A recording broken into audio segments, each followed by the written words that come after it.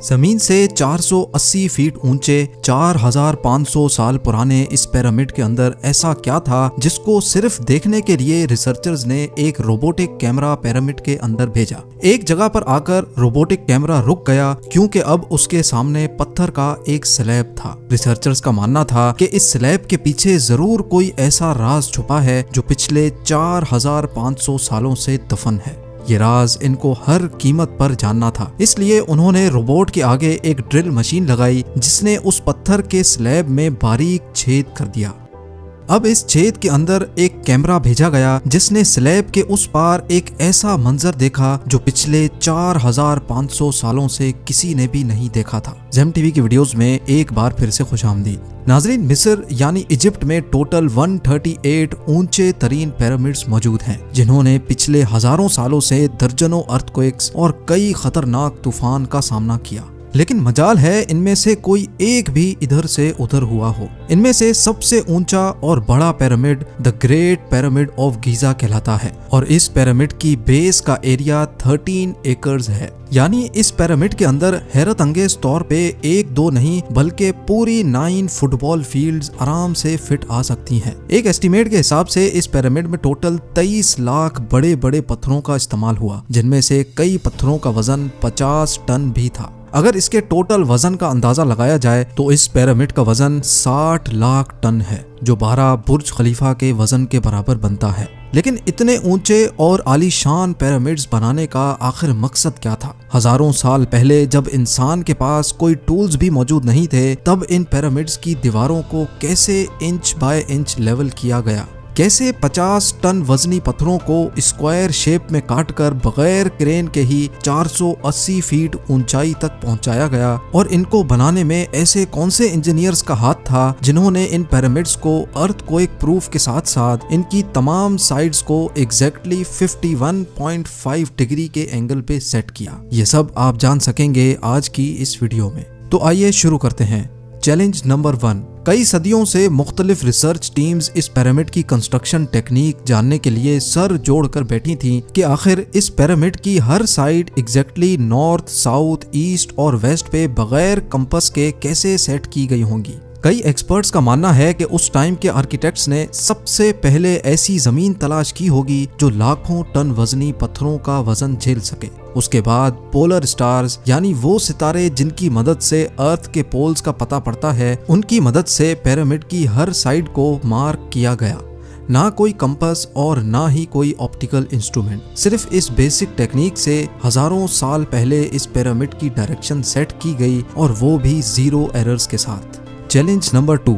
अगला चैलेंज था जमीन को लेवल करने का। जिस 13 एकड़ की जमीन पर इस पिरामिड को बनना था, उसका लेवल थोड़ा सा भी आउट होता तो 23 लाख पत्थरों के इस पहाड़ का खड़ा होना बिल्कुल भी मुमकिन नहीं था। अब इस जमीन को लेवल करने के लिए उस टाइम के इंजीनियर्स के पास ना ही लेजर लेवलर था और ना ही बबल लेवल। एक्सपर्ट्स का मानना है कि कंस्ट्रक्शन साइट की चारों साइड्स पर खड्डा करके उसमें पानी डाला गया होगा और फिर एक साइड के पानी के लेवल से दूसरे साइड के पानी के लेवल को मैच किया गया होगा। जो जमीन का हिस्सा पानी के लेवल से मैच नहीं कर रहा होगा, उसको छेनी और हथौड़ों की मदद से काट कर लेवल किया गया होगा। कई एक्सपर्ट्स का मानना है कि एंशिएंट इजिप्शियंस ने इस सिंपल टूल का भी इस्तेमाल किया, जिसकी दोनों साइड्स पे लकड़ियां और उसके ठीक सेंटर पे एक रस्सी से पत्थर बंधा हुआ है। अगर पत्थर जमीन से टच हो गया और उसकी रस्सी ठीक सेंटर लाइन पे आ रही होगी तो इसका मतलब है कि बीच की जमीन परफेक्टली लेवल्ड है।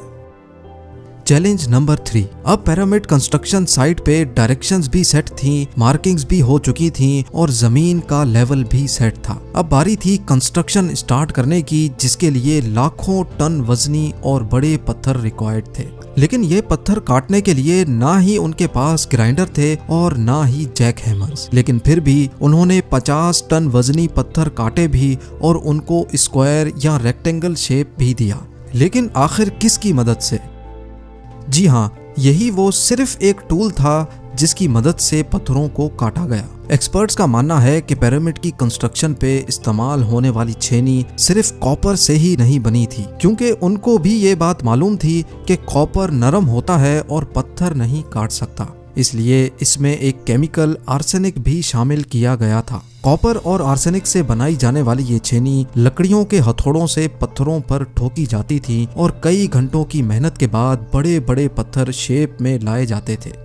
Challenge number 4। अब चूंकि ये खास किस्म का पत्थर जिसको आज लाइम स्टोन कहा जाता है, उसकी कटाई पिरामिड कंस्ट्रक्शन साइट गीजा से 250 किलोमीटर दूर टोरा के शहर में हो रही थी। अब मसला था ये पत्थर गीजा तक ट्रांसपोर्ट करने का। हर एक पत्थर 50 टन यानी 50,000 केजी के बराबर था, जो तकरीबन 3 पैसेंजर बस के वजन के बराबर बनता है। और ऐसे 23 लाख पत्थर सिर्फ एक पिरामिड में इस्तेमाल होना थे। इतना ज्यादा वजन ट्रांसपोर्ट करने के लिए ना ही उस दौर में कोई जानवर काम आ सकता था और ना ही उनके पास ट्रक्स मौजूद थे। हत्ता कि अगर आजकल के जदीद दौर में भी ये काम करना पड़े तो ट्रांसपोर्ट कंपनीज को अच्छा खासा टफ टाइम आएगा। हैरत अंगेज तौर पे ये काम वर्कर्स और कश्तियों की मदद से किया गया। जी हाँ, टोरा और गीजा के दरमियान मौजूद रिवर का फायदा उठाया गया और बड़ी बड़ी कश्तियों में पत्थर लाद कर पिरामिड साइट पर पहुंचाए गए। एक्सपर्ट्स का मानना है कि ये काम इतना आसान नहीं था। शिप्स में इतने बड़े पत्थर की लोडिंग और अनलोडिंग में कम से कम भी 500 मजदूरों की आर्मी एक ही वक्त में लगाई गई होगी। Challenge number 5। जो एक्सपर्ट्स की टीम्स पिरामिड की कंस्ट्रक्शन पर रिसर्च कर रही थीं, उनको अब अपने कई सवालों के जवाब मिल चुके थे, लेकिन एक बात उनको हर वक्त सता रही थी कि लाइमस्टोन कट भी गए, ट्रांसपोर्ट भी हो गए और कंस्ट्रक्शन के दौरान एक के ऊपर एक लगना भी शुरू हो गए। मसला ये था कि पत्थर इतनी ऊंचाई तक आखिर पहुंचाए कैसे गए होंगे। कई एक्सपर्ट्स का मानना है कि पिरामिड की कंस्ट्रक्शन से पहले ही ये प्लान कर लिया गया था। या तो ये स्पाइरल ट्रैक के जरिए ऊपर गए होंगे या फिर जिग जैग तरीके से, लेकिन ये बात तो तय है कि 50,000 केजी के पत्थर ऊपर मजदूरों की आर्मी की मदद से ही खींच कर गए होंगे। Challenge number 6। बात सिर्फ लाखों मजदूरों छेनी हथौड़े से लाइमस्टोन काटने और इतने बड़े पत्थरों को ट्रांसपोर्ट करने की ही नहीं थी। इस पिरामिड के अंदर कंपार्टमेंट्स, उनके अंदर जाने का रास्ता और कई छोटी छोटी सुरंगें भी बनाई गई थी। बाकी सब चीजें तो ठीक थी, लेकिन एक चीज एक्सपर्ट्स को हैरान कर गई और वो ये थी कि अंदर के कंपार्टमेंट्स में जो पत्थर इस्तेमाल हुआ था वो लाइमस्टोन नहीं बल्कि ग्रेनाइट था। जी हाँ, ग्रेनाइट एक ऐसा पत्थर है जो डायमंड के बाद दुनिया का सबसे सख्त तरीन स्टोन माना जाता है। आजकल के मॉडर्न दौर में भी ग्रेनाइट बड़े बड़े ग्राइंडर्स की मदद के सिवा काटा ही नहीं जा सकता। दुनिया भर से कई आर्कियोलॉजिकल एक्सपर्ट्स को पिरामिड का विजिट भी करवाया गया, लेकिन किसी को भी इस बात का सुराग नहीं मिला कि 4500 साल पहले इजिप्शियंस ने ग्रेनाइट जैसे ठोस पत्थर को इतनी सफाई से कैसे काटा था। आखिरकार कई सालों के बाद एक्सपर्ट्स ने इस मिस्ट्री को भी सॉल्व कर दिया। इजिप्शियंस ने ग्रेनाइट को इतनी सफाई से एक ऐसे आरे से काटा था जिसके दांत ही नहीं थे। जी हाँ, बगैर दांतों वाले इस आरे के दोनों साइडों पर वजन डालकर इसको ग्रेनाइट पर चलाया जाता था और बीच में बजरी डाली जाती थी। एक्सपर्ट्स का मानना है कि इस तरीके से इतने बड़े पत्थर को काटने में 4 महीनों का वक्त लग जाता था। आखिरकार पिरामिड्स बनाने का मकसद क्या था? इन पिरामिड्स को बनाने में कितने मजदूर एक ही वक्त में काम करते थे? और रोबोटिक कैमरा ने जब पिरामिड के अंदर पत्थर के स्लैब में सुराख किया तो उसके अंदर वो कौन सा मंजर देखा गया जो पिछले 4500 सालों से किसी ने भी नहीं देखा था? ये सब और इससे भी ज्यादा आप जान सकेंगे इस वीडियो के पार्ट 2 में। आप लोगों के प्यार भरे कमेंट्स और लाइक्स का बेहद शुक्रिया। मिलते हैं वीडियो के अगले शानदार पार्ट में।